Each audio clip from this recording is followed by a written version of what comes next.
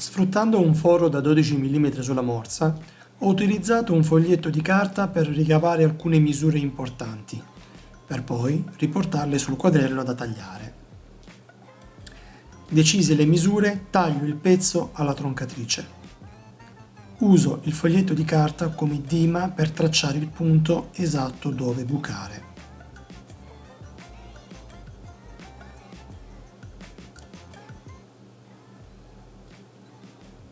Con il trapano a colonna faccio un foro da 12 mm sul supporto.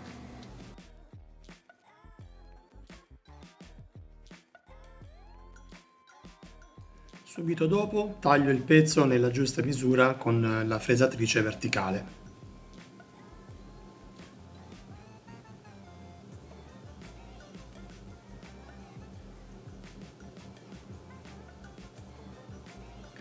Appoggio il supporto sulla morsa e prendo tutte le misure necessarie per creare il prolungamento della base.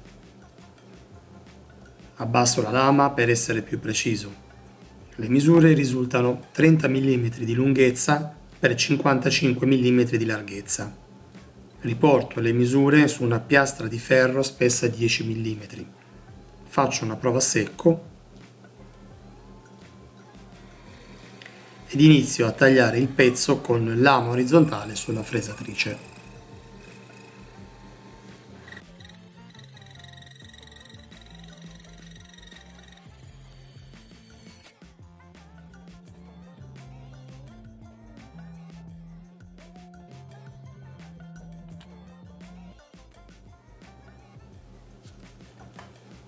In questa fase squadro il supporto nei 4 lati .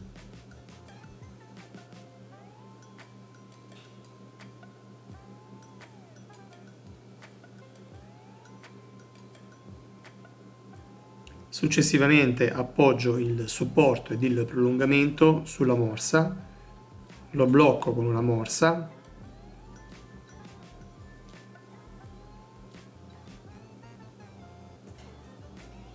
ed inizio a saldarlo con una saldatrice ad inverter 90 A con elettrodi rutili.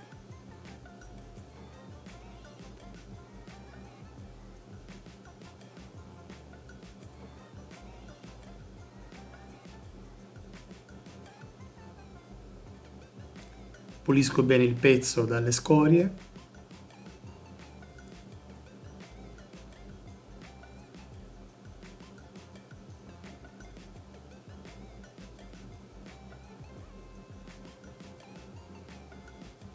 Ed il supporto è pronto per essere fresato.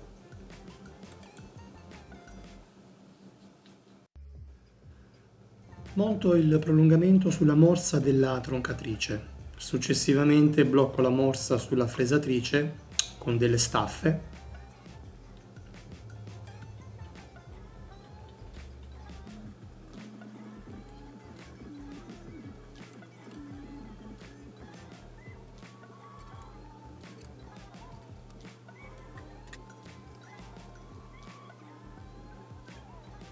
In questa fase faccio tutte le regolazioni ed inizio a spianare il prolungamento per renderlo pari rispetto al piano della morsa, avendo sempre cura di lubrificare e raffreddare la fresa.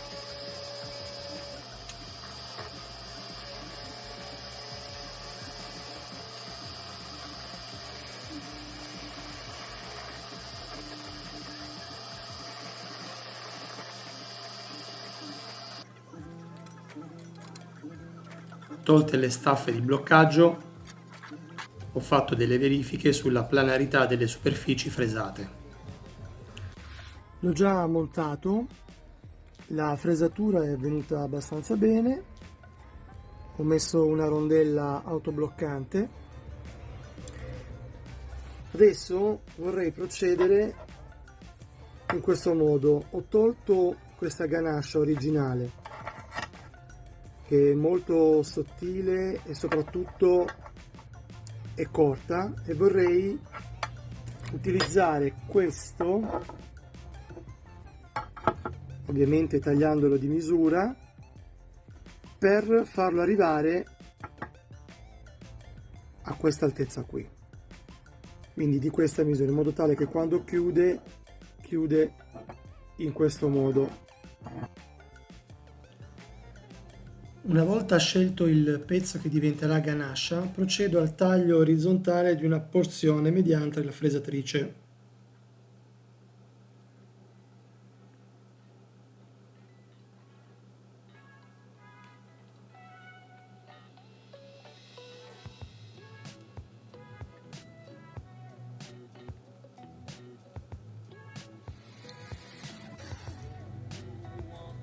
Ho deciso di non utilizzare più questo perché la lunghezza non bastava per coprire tutto il tratto, per cui avevo quest'angolare qua già tagliato alla fresatrice e questo è perfetto.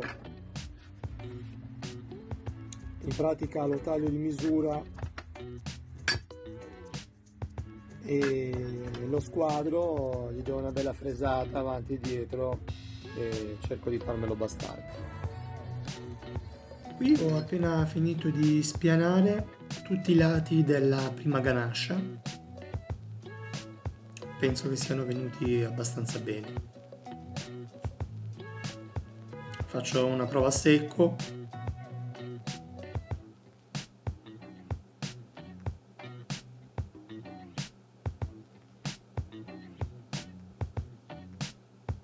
Adesso la fase successiva sarà fare dei fori con i fori della vecchia ganascia e poi svasare.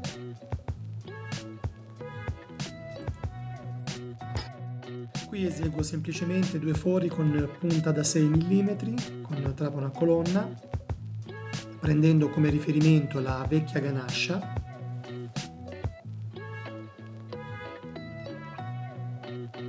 Qui per inserire i due bulloni con testa svasata da 6 mm devo utilizzare uno svasatore e svasare circa 12 mm.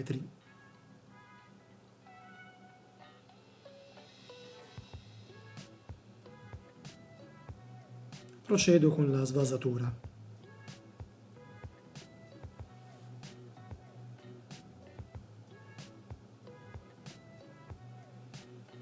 Faccio una prova a secco, va bene.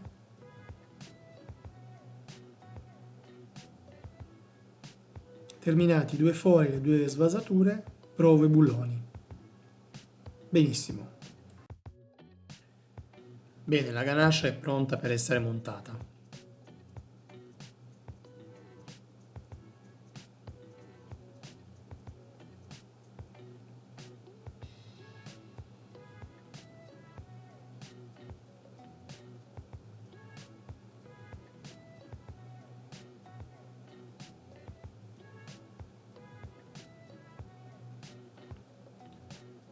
Faccio una prova di chiusura per vedere se i due lati si chiudono bene.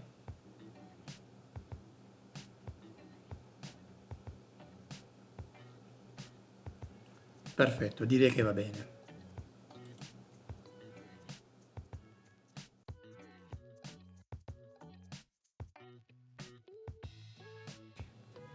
Bene, terminato di montare la prima ganascia, spiano la seconda ganascia, la preparo, levigo tutti i lati e inizio a fare delle prove a secco per cercare di capire dove devono essere fatti i fori.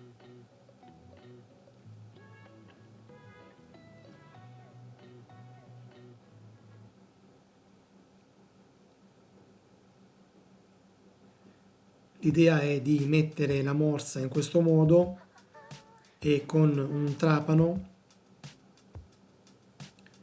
praticare due fori da 6 e cercare di tenere il trapano in maniera perpendicolare. In questa fase inizio a praticare dei fori con punte prima più piccole avendo sempre cura di usare olio da taglio per lubrificare e raffreddare la punta.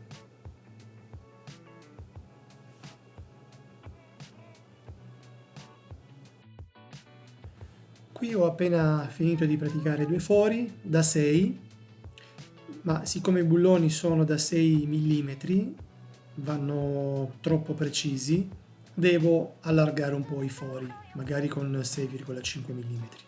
Questa è la piastra, ho fatto dei fori guida e mediante questo kit della Ruco, in pratica ad ogni diametro della punta da ferro corrisponde un preciso diametro del maschio filettatore. In questo caso io devo bucare con la punta da 5 mm e filettare con il maschio da 6 mm. Procedo dunque con il filettare il primo foro. Scusate, ma ho sbagliato ad inclinare la telecamera.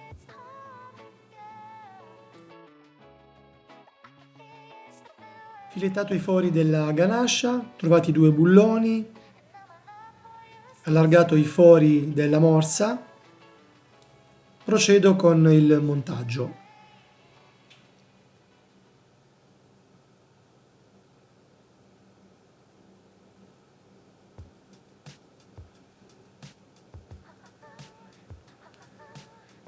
Finalmente posso provare la chiusura definitiva delle 2 ganasce. Bene, direi che la chiusura è davvero ottima.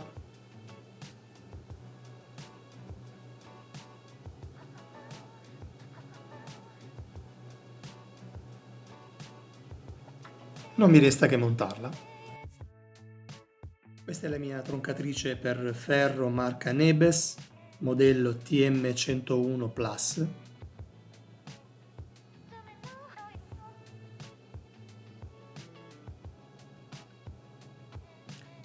La morsa su cui ho effettuato la modifica.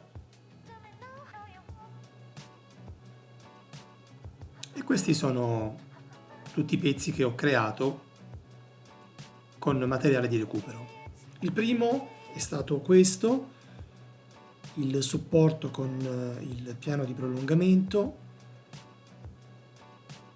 Si mette in questa posizione mediante un bullone da 12 mm.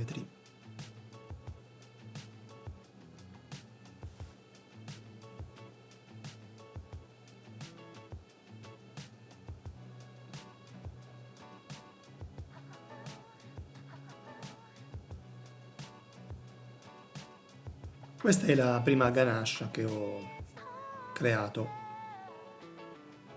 ed è evidente come sia più lunga di questa ganascia originale e anche più spessa. Io avrei voluto che sporgesse di più questa ganascia originale, ma no. Quindi ho deciso di fare questa modifica. Questa è la seconda ganascia, filettata e bloccata mediante 2 bulloni dall'esterno. Le 2 ganasce ovviamente chiudendosi vanno a pari e vanno a pari anche sul supporto e il prolungamento. Questa è la fase finale di montaggio, inizio a montare la prima ganascia con i perni svasati.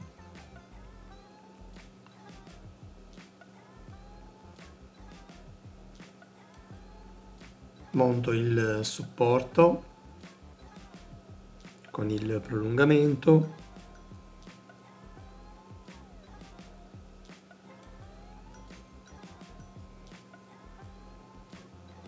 Lo serro bene, monto l'ultima ganascia con i 2 bulloni esterni,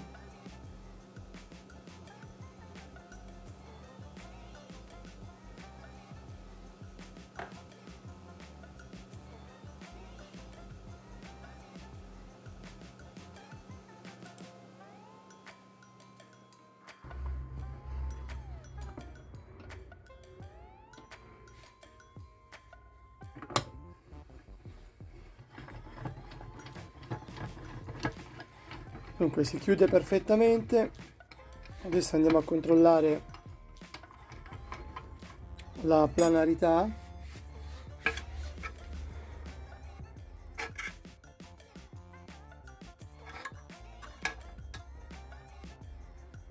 Direi che va bene. Anche impostando il taglio a 45 gradi, le ganasce non danno alcun problema alla lama.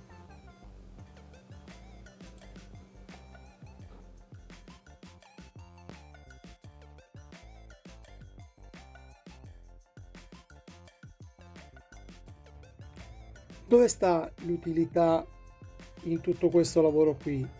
Il fatto che prima non potevo tagliare un bullone, ad esempio, di questa dimensione, di questa lunghezza, perché in pratica le ganasce erano talmente corte che non mi permettevano di agganciare più materiale possibile per sostenersi, per cui la lama andava a picchiare qua e mi tirava giù il pezzo da tagliare.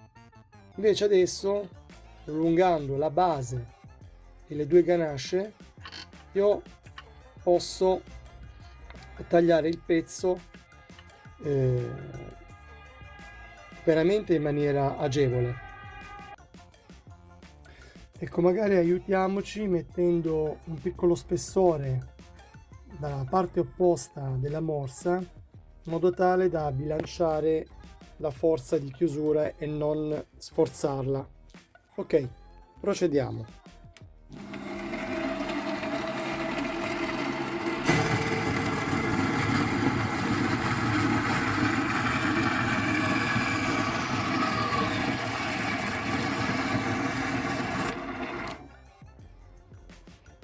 Perfetto.